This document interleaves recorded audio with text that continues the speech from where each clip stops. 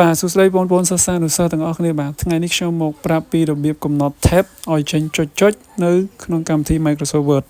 អញ្ចឹងបងប្អូនណាខ្លះដែលធ្លាប់វាយឯកសារដែលមានចុចច្រើនហើយយើងប្រើវិធីវាយ key ចុចម្ដងមួយបាទអញ្ចឹងការធ្វើបែបនេះវាយូរអញ្ចឹងថ្ងៃនេះខ្ញុំមកបង្ហាញពីរបៀបកំណត់ tab ដើម្បី tab ទៅចេញចុចតែម្ដងអញ្ចឹងយើងចុចនៅលើ18 សង់ទីម៉ែត្រមកខ្ញុំយកត្រឹមហ្នឹង